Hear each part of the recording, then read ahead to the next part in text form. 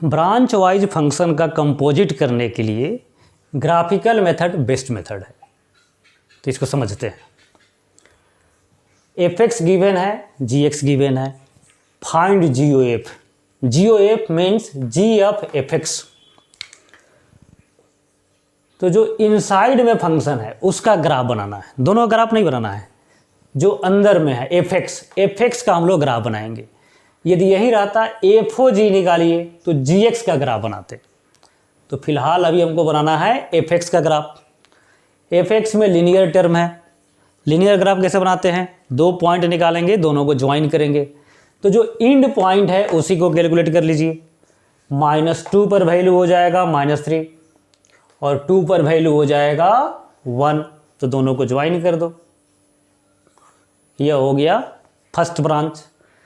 Second branch का graph बनाएंगे, 2 रखेंगे, वैल्यू हो जाएगा 2, यहाँ पर इक्वल टू नहीं है, ब्लैंक सर्किल देंगे। 4 रखने पर वैल्यू 0, इसको ज्वाइन कर दो, तो यह हो गया सेकेंड ब्रांच। इसका चाहो तो एक्सप्रेशन भी यहाँ पर लिख दो। x-1 का यह ग्राफ है और यह ग्राफ है y = 4 - x। सबसे पहले एफ एक्स का ग्राफ बना दिए। अब नेक्स्ट स्टेप, जी एक्स में जो कंडीशन है उसको रिप्रेजेंट करना है y एक्सिस पर। ये स्टेप वाइज समझेंगे। सबसे पहला स्टेप है एफ एक्स का ग्राफ बनाया। सेकेंड स्टेप है जी एक्स में x पर जो कंडीशन है उसको रिप्रेजेंट x एक्सिस पर नहीं y एक्सिस पर करना है। तो -2, तो -2 यहाँ पर रिप्रेजेंट कर दो। 1, तो 1 यहाँ पर रिप्रेजेंट हो गया। इन्फिनिटी, तो इन्फिनिटी तो समझ रहे हैं आप। हो गया दूसरा स्टेप, इस कंडीशन को रिप्रेजेंट करना था y एक्सिस पर। अब थर्ड स्टेप है y एक्सिस पर जिस नंबर को आपने रिप्रेजेंट किया वहाँ पर हॉरिजॉन्टल लाइन ड्रॉ करना है। Horizontal line till they cut graph है, वैसा नहीं कि इतना छोटा सा ड्रॉ कर दीजिए कट नहीं करे। इसको भी हॉरिजॉन्टल लाइन ड्रॉ करो कि ग्राफ को कट करे, और इन्फिनिटी पर हॉरिजॉन्टल लाइन तो ड्रॉ होगा नहीं। अब जहाँ जहाँ कट किया उसका एक्स कोऑर्डिनेट निकालना है। हॉरिजॉन्टल लाइन ड्रॉ किए तो यह ग्राफ को कट कर रहा है यहाँ पर। अब इसका एक्स कोऑर्डिनेट निकालेंगे। एक्स कोऑर्डिनेट कैसे निकालेंगे? तो इस लाइन का इक्वेशन है, इस लाइन का एक्सप्रेशन है y = x-1 और यह भी है y = -2। दोनों y को इक्वेट कर दो। x - 1 = -2, तो x का वैल्यू -1 मिलेगा। तो इसके करस्पॉन्डिंग x का वैल्यू मिला -1। यह दोनों जहां पर कट कर रहा है वहां पर तो x ऑलरेडी पता है 2। इसके पॉइंट ऑफ इंटरसेक्शन का x कोऑर्डिनेट निकालना है। तो इस लाइन का इक्वेशन है y = 1, इस लाइन का इक्वेशन है y = 4 - x। दोनों को इक्वेट कर दो। यह भी y है, यह भी y है, इक्वेट कर दो। तो 4 - x = 1, तो x का वैल्यू 3, तो यह हो गया 3। तो यह स्टेप भी कंप्लीट हो गया। अब इसके बाद आंसर लिख सकते हैं। एनालिटिकल मेथड में देखे थे, बहुत लेंदी हम लोग गए थे। ग्राफिकल मेथड बोलता है कि इतना वैल्यू कैलकुलेट कर लीजिए, उसके बाद एट वंस आंसर लिख सकते हैं। तो आंसर अब लिखते हैं, और हमको लिखना है जी ऑफ एफ एक्स।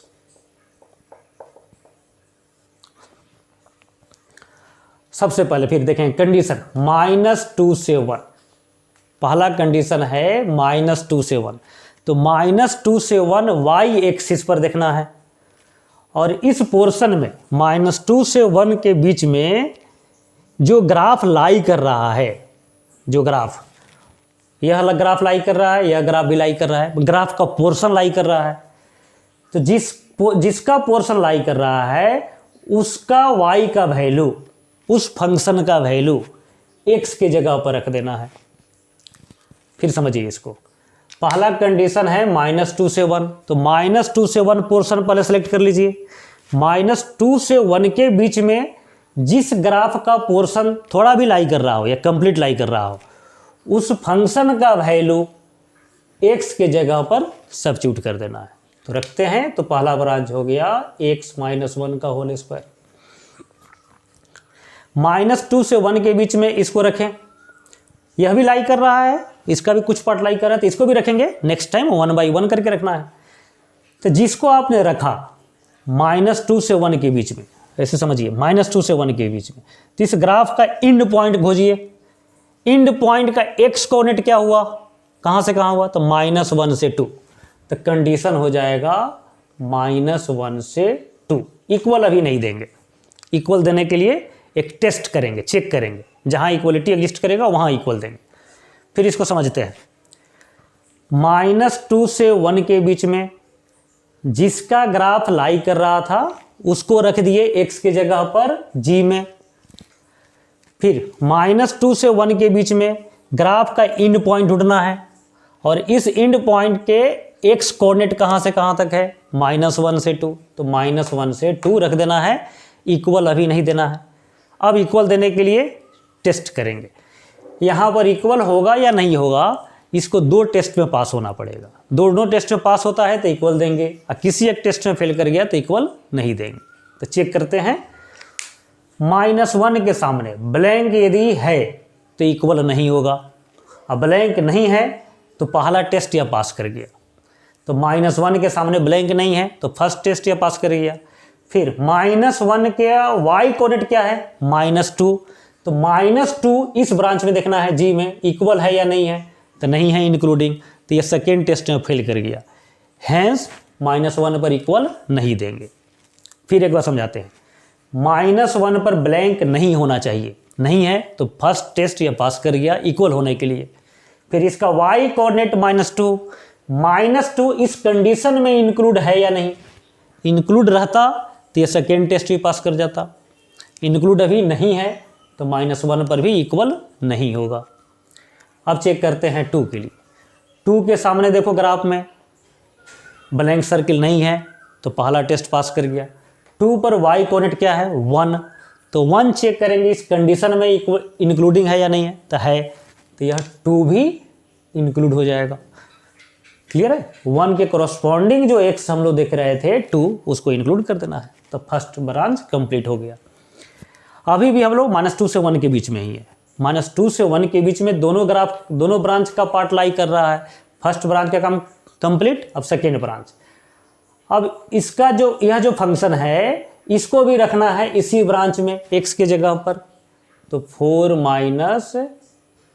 x का होल स्क्वायर।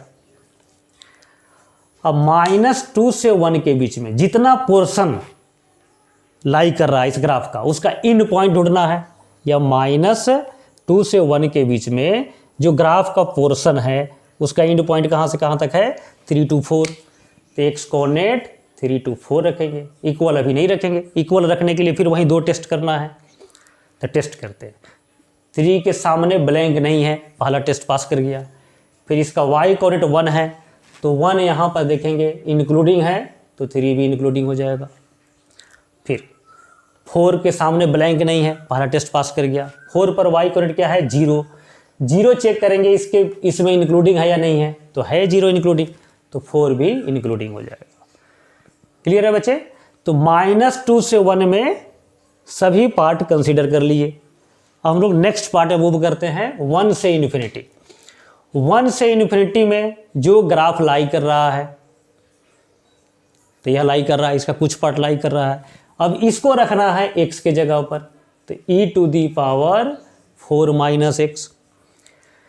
फिर 1 से इन्फिनिटी, ध्यान रखना है y एक्सिस पर देखना है। 1 से इन्फिनिटी में जो ग्राफ का पार्ट लाई कर रहा है उसका एंड पॉइंट को ढूंढिए, और उसके करस्पॉन्डिंग x कोऑर्डिनेट कहाँ से कहाँ तक है, 2 से 3।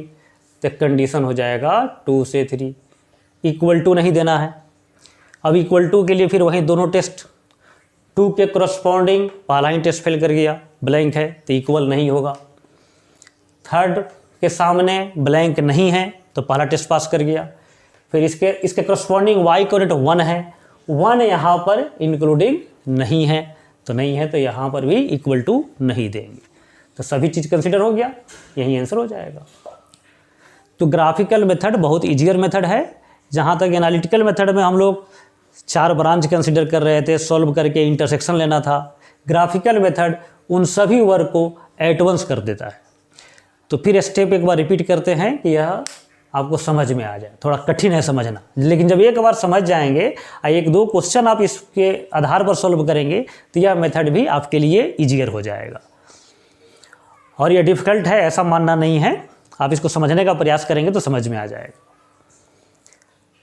सबसे पहले क्या करना है, जो फंक्शन इनसाइड में है उसका ग्राफ बनाना है। पूरे स्टेप को एक बार हम डिस्क्राइब कर रहे हैं। जो फंक्शन इनसाइड में है उसका ग्राफ बनाना है, तो f(x) का ग्राफ बना दिए, पहला स्टेप। सेकेंड स्टेप, g के कंडीशन को रिप्रेजेंट करना है y एक्सिस पर, तो -2, 1 और इन्फिनिटी को रिप्रेजेंट कर दिया, second step. Third step, horizontal line draw करो, till they cut graph, third step.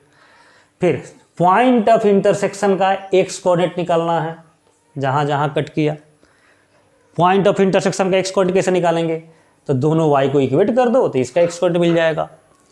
x coordinate निकालने के बाद फिर क्या करेंगे हम लोग, फिर अब वैल्यू अब रखना है। वैल्यू रखने के लिए फिर -2 से 1 फिर ब्रांच सेलेक्ट करेंगे। -2 से 1 के बीच में जो जो ग्राफ का पोर्शन लाई कर रहा हो उसको, उसके फंक्शन को अब रखना है x के जगह पर, तो वह भी रख दिया गया। अब ध्यान रखना है, इसमें मिस्टेक होता है। जिस ग्राफ को आपने रखा, जिस ग्राफ के फंक्शन को आपने रखा, एक्सप्रेशन को रखा, उसके इंड पॉइंट को ढूंढना है -2 से 1 के बीच हॉरिजॉन्टल लाइन में, और उस इंड पॉइंट के करस्पॉन्डिंग x कोऑर्डिनेट को लेना है, वही कंडीशन हो जाएगा। इक्वल नहीं देना है। इक्वल देने के लिए दो टेस्ट करना है। पहला टेस्ट क्या है कि उसके सामने ब्लैंक है या नहीं, और दूसरा टेस्ट क्या करना है, इससे करस्पॉन्डिंग y कोऑर्डिनेट इसमें शामिल है या नहीं। इन दोनों टेस्ट में पास करेगा तो इक्वल देंगे, अदरवाइज इक्वल नहीं देंगे। तो यह मेथड समझ गए होंगे। इस एक दो क्वेश्चन और इस तरह का हम लोग सॉल्व करेंगे।